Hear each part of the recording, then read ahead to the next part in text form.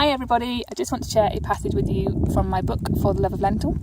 It's a letter which I wrote to Lentil in the days after our miscarriage, and it appears in chapter 16 of the book. My dearest darling Lentil, I hardly know where to begin. Just a few days ago we were eagerly awaiting our dating scan on December the 1st, so we could see you for the very first time and begin in earnest the preparations for your arrival. Then on Friday, we found ourselves looking at your lifeless form on the scanner screen as we received the worst news imaginable, that God had called you home to him before we'd even had chance to see or feel you move, let alone hold you in our arms. We talked about giving you that all-important skin-to-skin contact in your first hours to help us bond. We never dreamed we'd be left with only a tiny, grainy picture to remember our precious baby by. And yet we will always treasure that picture. That which to anyone else might just show an indistinguishable blur, is identifiable to us as our beautiful, precious, much-loved baby. 50% mummy, 50% daddy, but 100% gifted to us by God.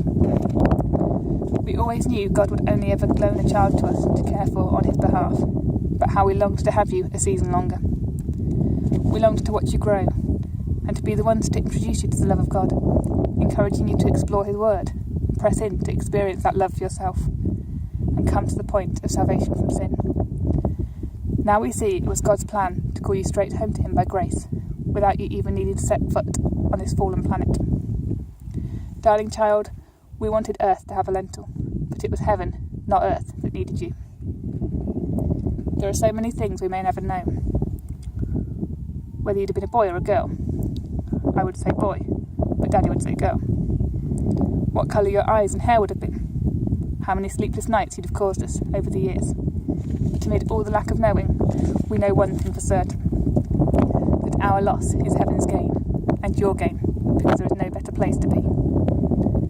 God's perfect plan was that you would never have a true home in our house, but you will always, without a shadow of a doubt, have a place in our hearts.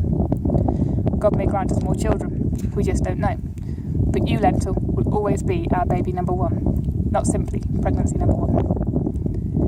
In the short time you were with us, you made me feel so alive, so happy, so excited for the future, and I will be eternally grateful both to God and to you for that.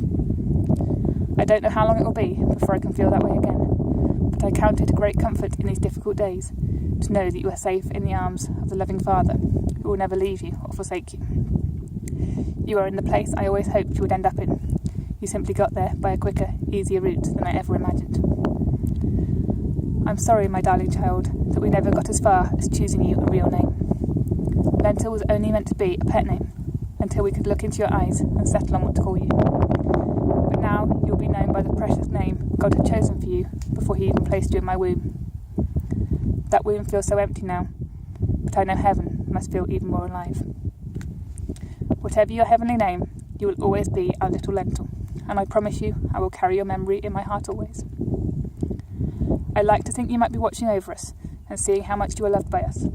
But even if you don't know our love, I know that you know the love of he who loves you so much more and so much better than we ever could. We will never understand in this life why you were taken from us, but I feel honoured and privileged to be able to call myself your mum in this life, and I know it will all become clear when I reach the next. Until we meet again, precious one, all my love, Mummy.